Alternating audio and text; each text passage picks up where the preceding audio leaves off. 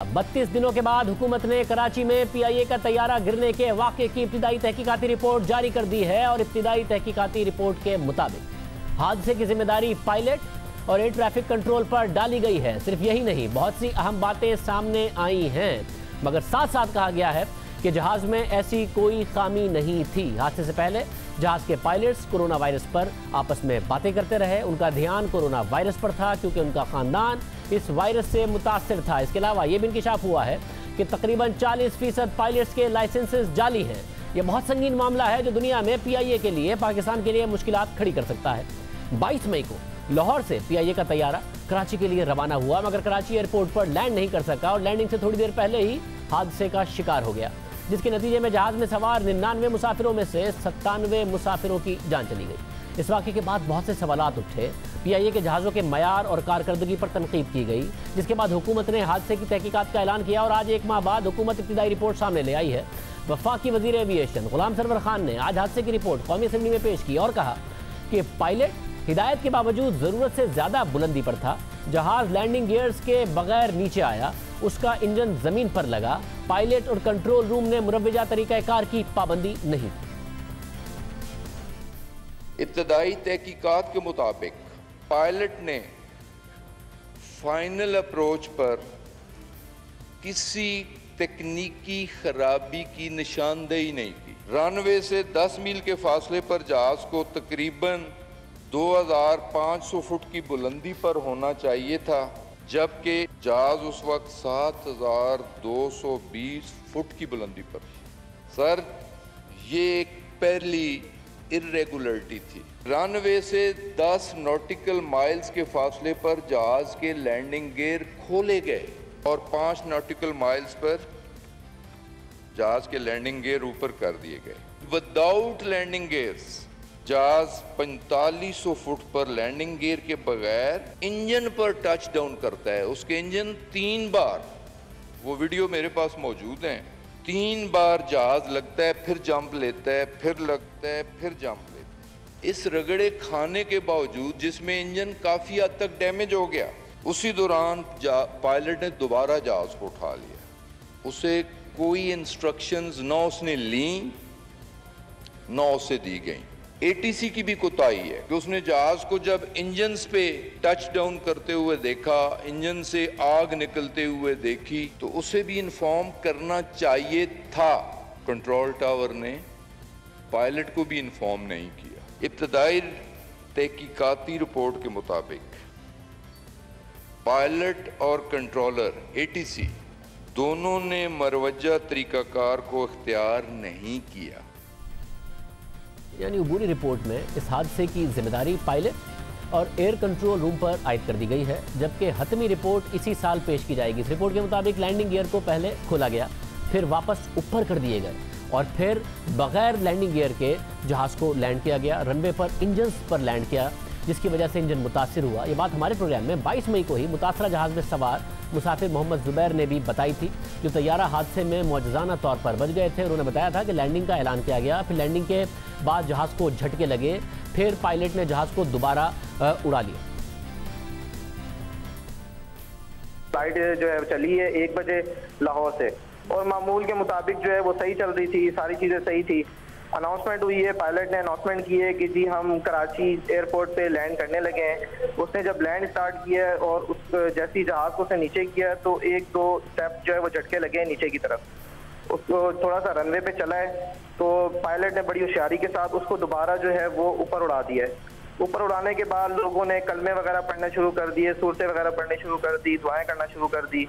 उसके बाद 10 से 15 मिनट तक जहाज ऊपर ही वो उड़ाते रहे हैं और उन्होंने फिर एक सेफ जगह देख के, जहाँ पर कोई रश नहीं था, उन्होंने कहा कि जी मैं लैंडिंग करने लगा हूँ। उन्होंने दोबारा अनाउंसमेंट की है, बड़ी कोशिश की उन्होंने कि अनाउंसमेंट की करके कि मैं लैंड करूँ इसको, लेकिन इन केस वो जो भी हुआ है क्रैश हो गया। क्रैश होने के बाद जब हिट हुआ है, हिट होने के बाद पता लगा है, मैंने जब अपना देखा है, हर तरफ आग ही आग लगी हुई थी, चीखों पुकार थी, बच्चों की, बड़ों की, बुजुर्गों की। इसके अलावा हादसे के हवाले से एक और अहम बात सामने आई है। वफाकी वज़ीर गुलाम सरवर खान ने मजीद कहा कि उन्होंने पायलट की पूरी बातचीत सुनी है। वो परवाज़ के दौरान कोरोना वायरस से मुताल्लिक बात करने में दोनों पायलट्स मसरूफ़ थे, फोकस्ड भी नहीं थे, ज़रूरत से ज़्यादा पुरएतमाद थे। मैंने खुद वॉइस रिकॉर्डर से सारी उनकी कन्वर्सेशन सुनी और ख़ासकर आखिरी आधे घंटे की सुनी। कॉकपिट पे जाने से पहले या जाने के बाद थ्रू आउट जो डिस्कशन थी वो कोरोना के बारे में थी। पायलट और को पायलट फोकस्ड नहीं थे, उनके ज़हन पे कोरोना सवार था, उनकी फैमिली मुतासिर थी और वो कोरोना ही की डिस्कशन कर रहे थे। लैंडिंग पोजीशन पे आया तो कंट्रोल टावर ने उसे मना किया कि आप ज़्यादा हाइट पे हैं, आप नीचे आएँ। तो बड़ी जल्दी में उसने उसकी कॉल सुनी और उसने कहा यार मैं मैनेज कर लूँगा, और फिर कोरोना से बात शुरू कर दी। एक ओवर कॉन्फिडेंस था और बदकिस्मती से ये वाक़या पेश आया। सिर्फ यही नहीं, वफाकी वजीर गुलाम सरवर खान ने मुल्क के तमाम पायलट से मुताल्लिक हैरान कुन तफसीलात भी सामने रखी। उनका कहना था कि 860 में से 262 पायलट्स ने खुद इम्तिहान दिया ही नहीं, किसी और के जरिए इम्तिहान दिया। तकरीबन 40% पायलट्स के लाइसेंसेस जाली। 860 पायलट्स के एग्जामिनेशन के उन्होंने पेपर दिए, कैसे कैसे दिए, तो उनमें से 262 ऐसे पाए गए कि उन्होंने खुद एग्ज़ाम नहीं दिया, उनकी जगह किसी ने एग्ज़ाम दिया और जेली लाइसेंस भी बनवा के दिए। है तो ये दुख की बात, अफसोस की बात और सबसे बढ़ के शर्म की बात कि हम दुनिया को मुंह दिखाने के काबिल नहीं है कि हमारे पायलट्स, जिसमें से 262 आउट ऑफ 860, 30% ऑलमोस्ट, उनके लाइसेंसेस फेक हैं, लाइसेंसेस ठीक नहीं है। ये बहुत संगीन मामला है। 40% पायलट्स के लाइसेंसेस ठीक नहीं है। ये पायलट्स बैरून मुल्क फ्लाइट्स लेकर जाते हैं, अब वो मशकूक हो जाएंगे। साथ ही पाकिस्तानियों के लिए बहुत ख़तरे की बात है अगर ये सारी बातें दुरुस्त है। इंटरनेशनली पाकिस्तान के लिए बड़ी ख़तरे की बात है और जिस किस्म के सवाल उठेंगे, तफसीली रिपोर्ट्स आना बाकी हैं।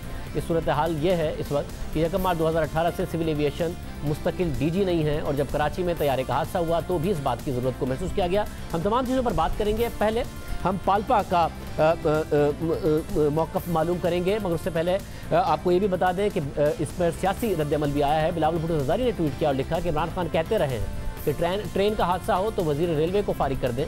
इमरान खान कहते रहे हैं तैयारा हादसा हो तो वज़ीर एविएशन को फारिग कर दें। अब ये पायलट और एयर ट्रैफिक कंट्रोल को हादसे का जिम्मेदार करार दे रहे हैं। बिलावल भुट्टो ने मुतालबा किया कि हादसे की गैर जानिबदाराना इंक्वायरी होनी चाहिए, वज़ीर को अब जाना चाहिए।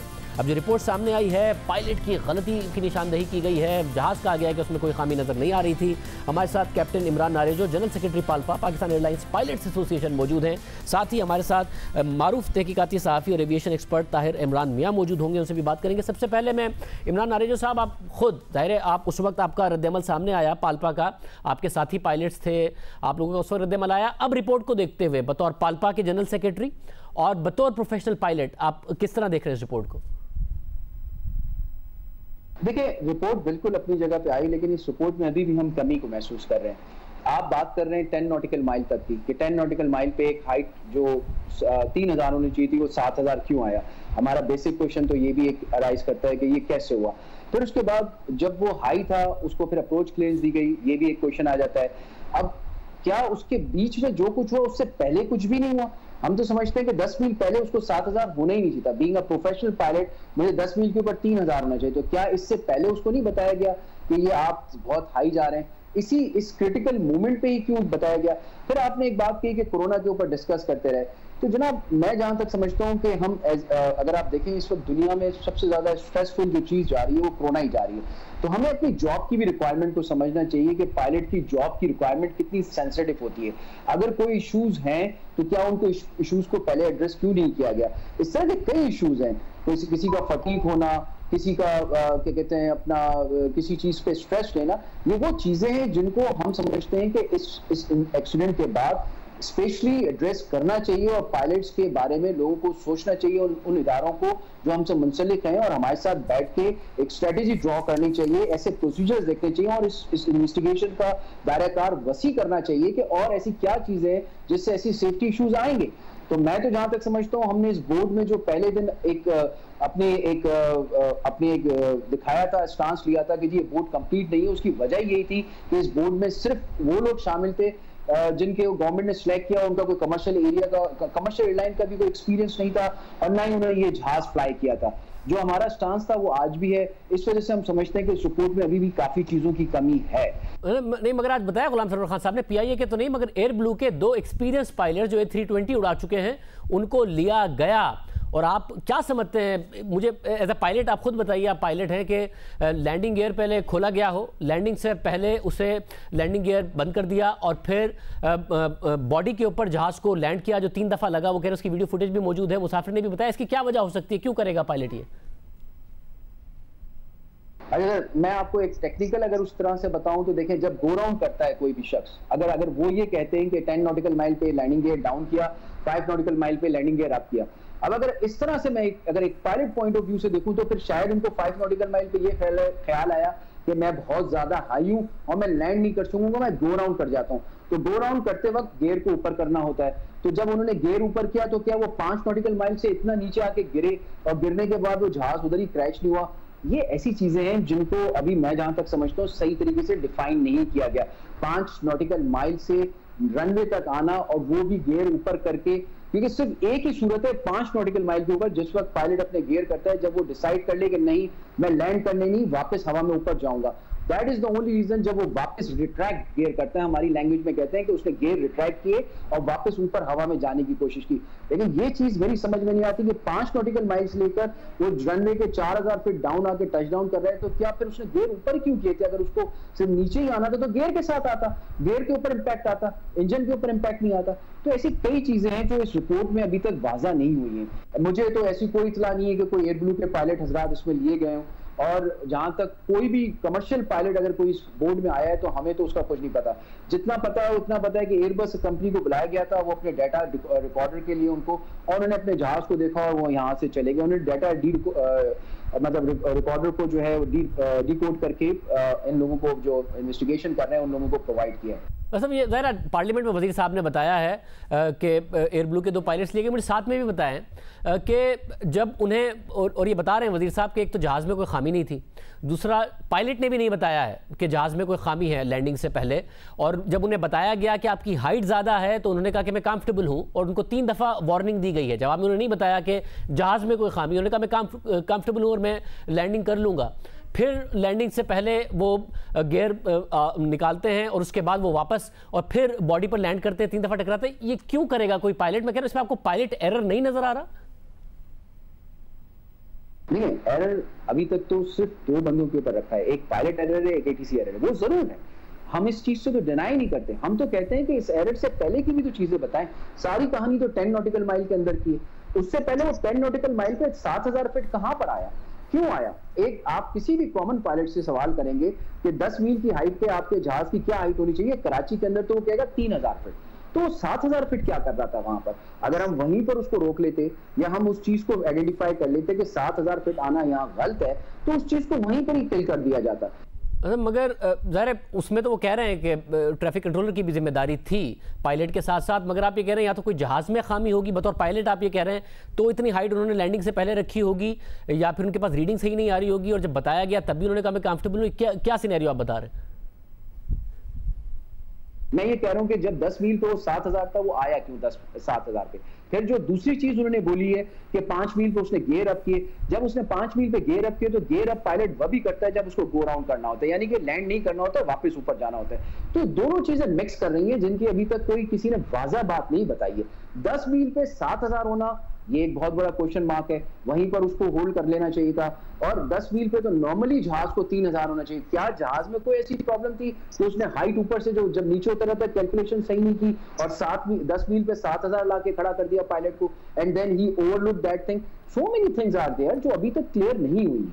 अगेन बतौर पायलट, अगर खुदा न खास्ता आपके पास ये सिचुएशन हो और आप ने देखा कि आपने बाकायदा तौर पर लैंडिंग गियर ऊपर हो गया था और उसके बाद बॉडी जहाज़ की 3 दफ़ा लगी है, तो ATC जो आखिर में 8 मिनट की 8.5 मिनट की एक लीक की जो कि नहीं होनी चाहिए थी, उसमें नज़र आया कि ज़ाहिर है कंट्रोलर जो है वो असर्ट नहीं कर रहा, वो नहीं कह रहा पायलट को कि आप जल्दी से वापस आएँ, आपकी बॉडी नीचे लगी है।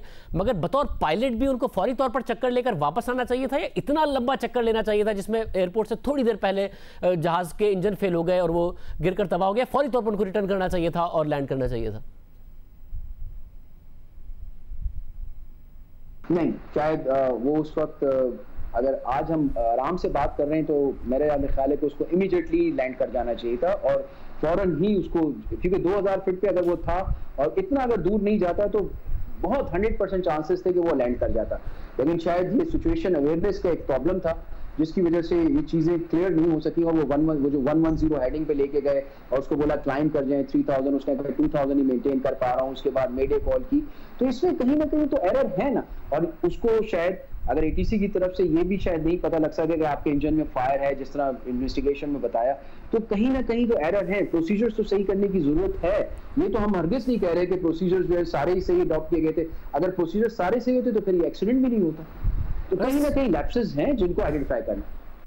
और पाल्पा इस बात को सपोर्ट करती है कि भाई अगर ये 40%, क्योंकि फ्लोर ऑफ द हाउस पर वजीर कह रहे हैं कि 40% लोगों ने या तो इम्तिहान ठीक नहीं दिया, उनके लाइसेंस जाली हैं, आप इस बात को सपोर्ट करते हैं तहकीकात होनी चाहिए? बतौर पाकिस्तानी लोग इनसिक्योर फील करेंगे, उनके पास ऑप्शंस कितने हैं अगर वो कर रहे हैं फ्लाई, और फिर दुनिया पाकिस्तान के लिए क्या बात करेगी? इसकी इन्वेस्टिगेशन होनी चाहिए, कौन कौन पायलट है जिनके जाली लाइसेंस है? मैं 110% हमारे पाल्पा का मौक़िफ़ है। मैं पीआईए की जो पायलट्स हमारे जो मेंबर्स हैं, मैं उनके बारे में मुझे बताते हुए कोई आर नहीं होती।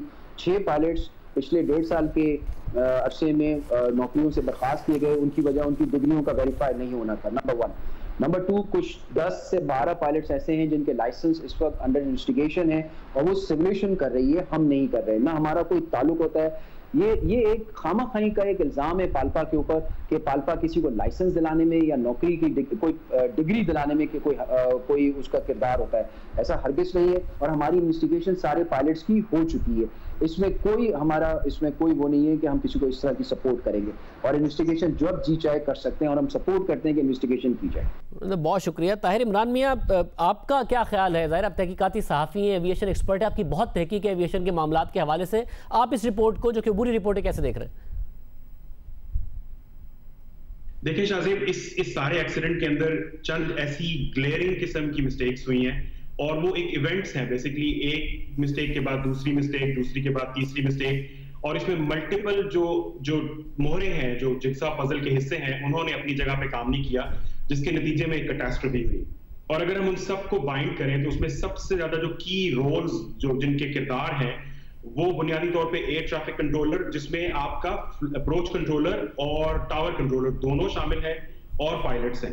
अब जब हम पायलट की बात करते हैं तो पायलट के ऊपर बहुत सारी नजरें हैं। पायलट्स ने बेसिकली जो बहुत सारी ऐसे स्टेप्स लिए जिनके नतीजे में वो एक ऐसी पोजीशन में आ गए जिसमें उनके कंट्रोल में हालात शायद नहीं रहे, या जिस तरह वो हालात को कंट्रोल, जहाज को कंट्रोल करना चाहते थे वो नहीं कर सके।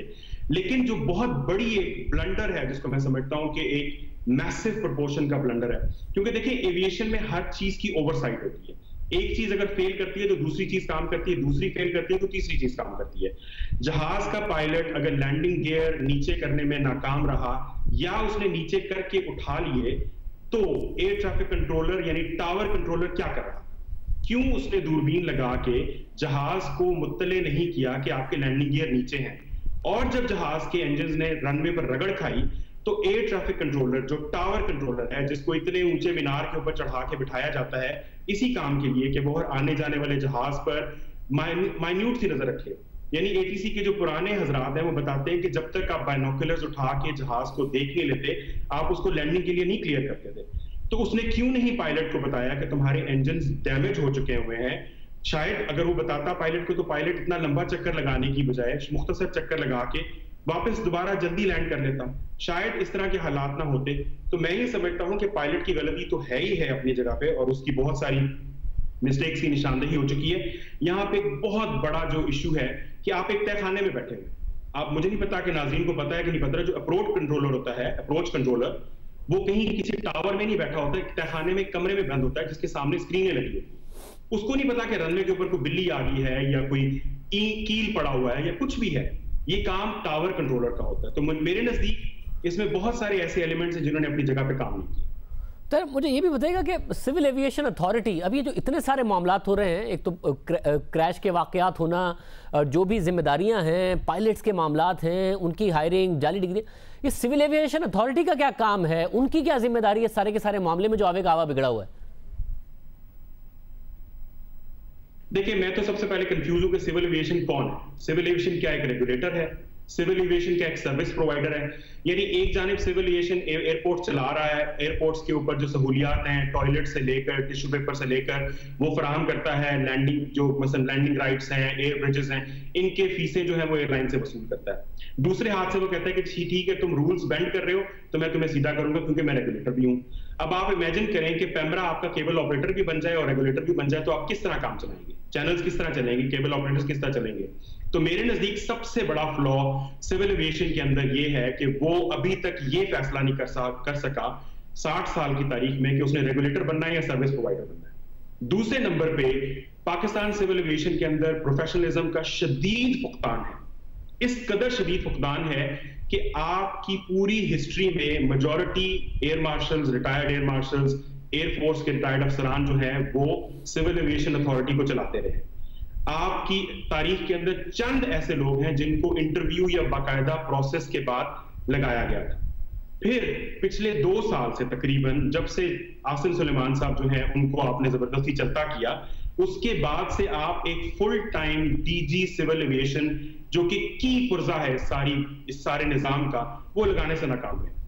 यानी एयर क्रैश के बाद वजीर आज़म इमरान खान की चेयरमैन PIA CEO के साथ सबके साथ मुलाकात होती है और उस मीटिंग में सबसे बड़ा मुतालबा यही किया जाता है कि जी आपने डीजी सिविल एविएशन क्यों नहीं लगाया, और आज इतने दिन के बाद भी कोई उसके बारे में पेशरफ्त नहीं है। और दूसरे नंबर पे सिविल एविएशन का सबसे बड़ा प्रॉब्लम ये है कि सिविल एविएशन का काम ये जहाजों की चेक्स करना है, ATC अपना काम कर रहा है या नहीं कर रहा, इनके जो इंजीनियरिंग के लॉग्स हैं ये चेक करना है, ये सारा काम ओवरसाइट का सिविल एविएशन का है जो कि नहीं करता वो।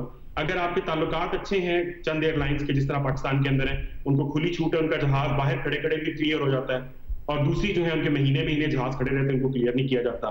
पायलट्स के लाइसेंसिंग के ऊपर इतने बड़े इश्यूज हैं कि मैं समझता हूं कि इतना बड़ा स्कैंडल है कि आपके शायद बहुत बड़ा एक तूफान जो है वो आज गुलाम सरवर खान साहब ने अपनी तकरीर के जरिए उसको खोल दिया।